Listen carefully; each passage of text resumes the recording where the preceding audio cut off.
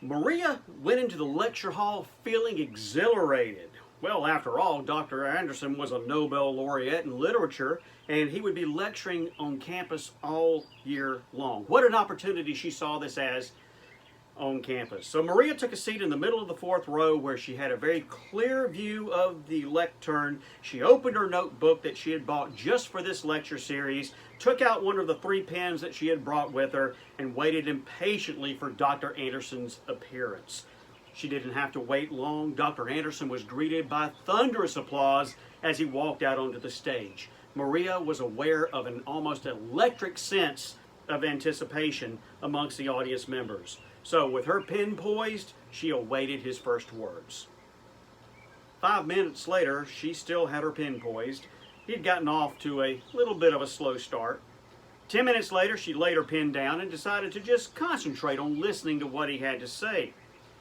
20 minutes later, she still had no idea what point Dr. Anderson was trying to make. And by the time the lecture was over, Maria was practically asleep.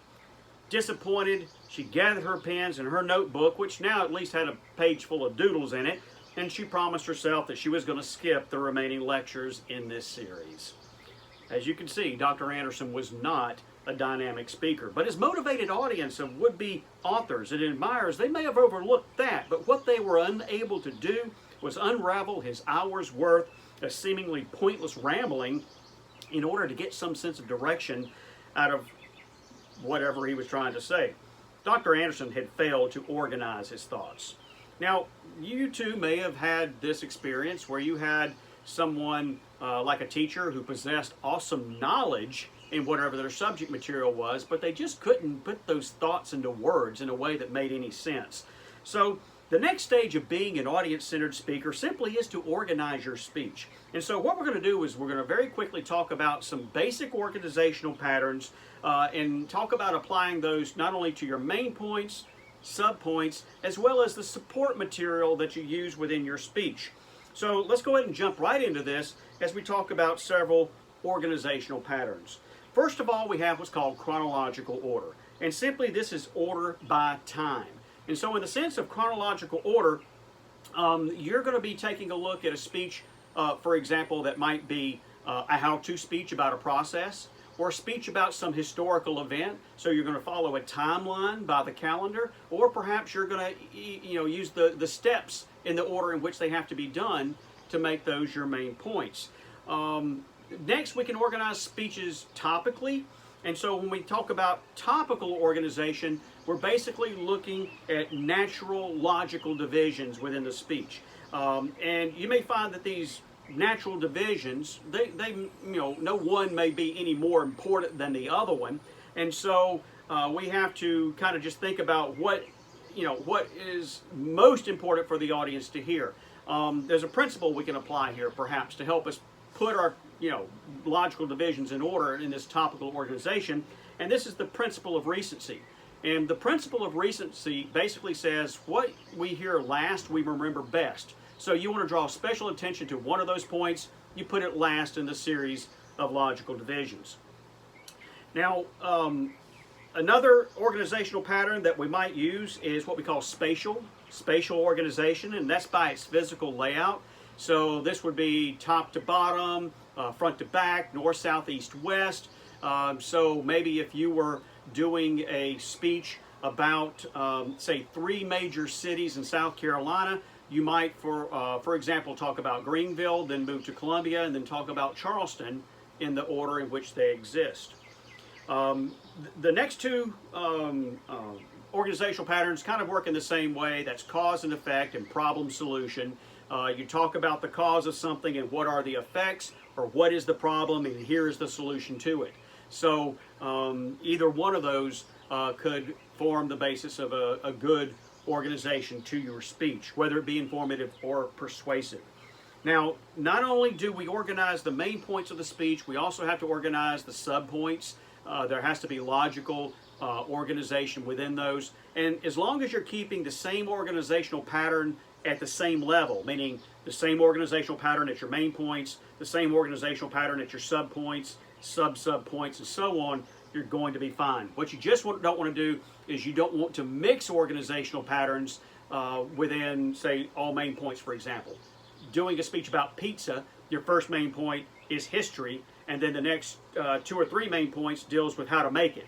That's 2 completely different organizational patterns and really 2 different topics. Now, not only do we have to organize the main points, we also have to think about organizing the support material as well. When we start filling out the speech with a support material, we have to think about first how to get that support material into the speech. And there's several steps we need to follow in order to effectively incorporate a piece of support material into the speech. So what I want to do first is give you a citation example with all the pieces and then go back and break it down. What you're getting when you buy a generic drug is a copy of a copy. Now, it was on this basis that Gene Scott reported in the August 3rd, 1992 Los Angeles Times, just because 2 drugs are bioequivalent does not mean they'll have the same therapeutic effects because of changes in filler ingredients. Well, when a generic company comes along and copies the drug, they substitute anything they wish for the missing listed ingredients to round out the drug. It's this substituting of filler ingredients that causes many drugs to take on properties and characteristics that the name brand drug does not possess. All right, so what has happened here? Well, first of all, you're going to state your point.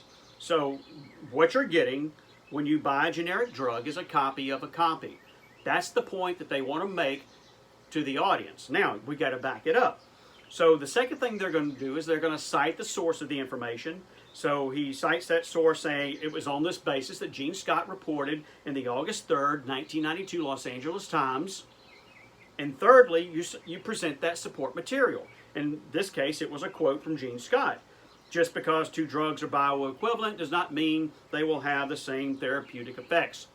Now, once you have stated your point, you cite your source, you cite the support material, the last thing you have to do is explain how the support material substantiates the point. Utilizing those 4 key points will help you effectively incorporate your support material into your speech. Now, it comes down to organizing this support material, we can think about the principle of recency, for example. And so in that sense, if you have a key piece of support material that you want to last with us, what we hear last, we remember best. Another principle you may bring into play, and that's the principle of primacy, and that's where you put your most important point first. And so that way you want to use this support material as an attention getter to draw us in. Or perhaps you want to make sure you get it in before we tune out and quit listening because we don't like what you say. So using the principle of primacy or recency can impact how you use your support material. We can organize it by specificity, meaning some of your support material may be very broad and general and some may be very detailed and specific, and you go from the broad and general to the more specific as you go through the speech. Complexity may be another way that you utilize your support material. Some of the stuff that you have in your speech is easy to understand or easy to explain, some of it being more difficult, so you go from the simple to the complex within the speech. Or we can organize it from what we call from soft to hard evidence. Soft evidence. These are things like hypothetical illustrations, explanations, descriptions, analogies. Hard evidence. These are facts and examples, statistics. So you can go from the soft to the hard in the support material. Now, the last thing I want to talk about in this chapter is developing something we call signpost. Now, what does a signpost do on the road? It gives you direction, right? It tells you where to go and what to do. Well, that's what signposts in your speech are going to do as well. This helps us get from one point to another. And when it comes down to signposts, we've got 3 different things we're going to take a look at. We're going to talk about transitions, previews, and summaries. So let's go ahead and start first with transitions. Now, a transition indicates to your audience that you've finished one idea and you're moving on to the next one. So we can do this both verbally and non-verbally. So maybe it's a phrase like, in addition to, not only does. In other words, in summary, therefore.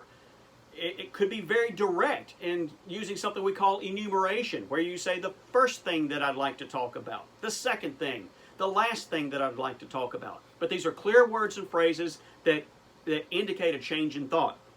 Now, we can also use nonverbal transitions. So maybe it's some change in facial expression or the voice.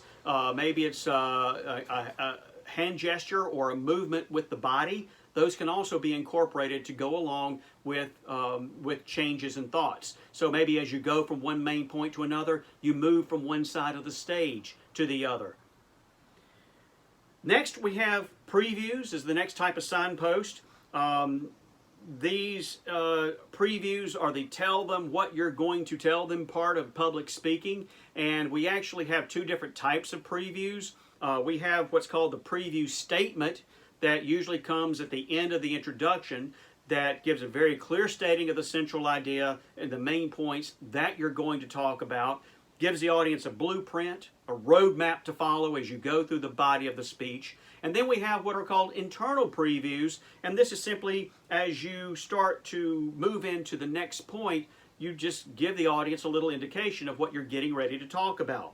So perhaps as a transition from talking about the problem of radon gas, you use this and say, to truly comprehend the significance of the problem, we need an understanding of how radon gas works.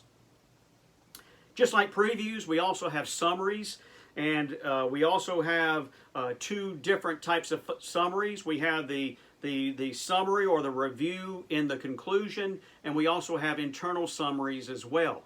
Now, the summary or the review that's in the conclusion, this is the tell them what you told them part of your speech, where you're going to repeat your central idea and repeat for the audience the main points that you just talked about. It helps us with the listening process. That repetition helps move information from short-term to long-term memory. But we also have internal summaries as well. And so this would usually come in between main points. Maybe as you go from your next to last main point, you might say something like, today I've talked to you about how the depletion of the ozone layer and the cutting down of the rainforest are affecting our environment. The final issue I want to discuss with you is the effects of pollution on our oceans. So you tell them what you just finished discussing, and you incorporate that with an internal preview of what you're getting ready to talk about next. So simply put, transitions, summaries, and previews, these are the glue that's going to make your speech hold together.